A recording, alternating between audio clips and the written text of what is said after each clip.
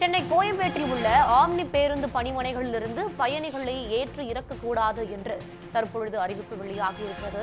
சென்னை கோயம்பேட்டில் உள்ள ஆம்னி பேருந்து பணிமனைகளில் பயணிகளை ஏற்றி இறக்கக்கூடாது என்று தெரிவிக்கப்பட்டிருக்கிறது. போக்குவரத்து துறை அமைச்சகம் இந்த அறிவிப்பை வெளியிட்டிருக்கிறது.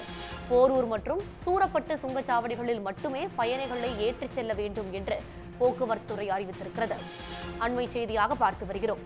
சென்னை கோயம்பேட்டில் உள்ள ஆம்னி பேருந்து பணிமனைகளில் இருந்து பயணிகளை ஏற்றி இறக்கக்கூடாது என்றும் கிளாம்பாக்கம் பேருந்து முனையத்தை முழு பயன்பாட்டுக்கு கொண்டு வந்த பின்னரே நடைமுறை சிக்கல்கள் தீரும் என்றும் தெரிவிக்கப்பட்டுள்ளது. போரூர் மற்றும் சூரப்பட்டு சுங்கச்சாவடிகளில் மட்டுமே பயணிகளை ஏற்றி செல்ல வேண்டும் என்று போக்குவரத்து துறை அமைச்சகம் தெரிவித்திருக்கிறது. அண்மை செய்தியாக பார்த்து வருகிறோம்.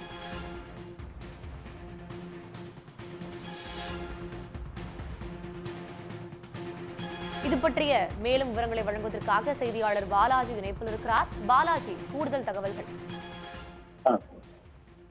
கிளாம்பாக்கம் புதிய பேருந்து முனையம் பயணிகளுக்கு முழு பயன்பாட்டுக்கு கொண்டு வரப்பட்டார். அதனை சரி செய்யும் ஒரு சில ஆம்னி பேருந்துகள் சென்னை உயர்நீதிமன்ற தீர்ப்பில் சென்னை கோயம்பேட்டிலிருந்து பேருந்து இயக்க வேண்டும் என்று கோரிக்கை விடுத்து வழக்கு தொடர்ந்தனர். இந்த வழக்கில் சென்னை உயர்நீதிமன்றம் கடந்த சில தினங்களுக்கு முன்பாக தீர்ப்பு வழங்கியது. அந்த தீர்ப்பின் அடிப்படையில் போரூர் டோல்கேட் மற்றும் சூரப்பட்டு ஆகிய இடங்களில் மட்டுமே பயணிகளை ஏற்றி இறக்க வேண்டும். அந்த பின்பாக கிளாம்பாக்கத்தில் மட்டுமே பேருந்துகளை நிறுத்தி பயணிகளை ஏற்ற வேண்டும் என்று உத்தரவு பிறப்பித்தது. ஆனால் ஒரு சில ஆம்னி பேருந்து உரிமையாளர்கள் தவறுதலாக கோயம்பேடு பணிமனையிலிருந்து பயணிகளை ஏற்றி இறக்கலாம் என்ற ஒரு புரிதலோடு பயணிகளை தற்போது கோயம்பேடு பேருந்து நிலையத்திலிருந்து ஏற்றி இறக்குவதாக தகவல் வெளியாகியுள்ளது. எனவே சென்னை உயர்நீதிமன்றத்தின் தீர்ப்பை முழுமையாக புரிந்து கொண்டு அதன் அடிப்படையில் குறிப்பிட்ட அந்த உயர்நீதிமன்றம் வழங்கிய இடைக்கால உத்தரவில் தெரிவித்துள்ள அந்த போரூர் மற்றும் சூரப்பட்டு ஆகிய இடங்களில் மட்டுமே பயணிகளை ஏற்றி இறக்க வேண்டும் என்று தற்போது போக்குவரத்து துறை ஆணையர் உத்தரவு பிறப்பித்துள்ளார்.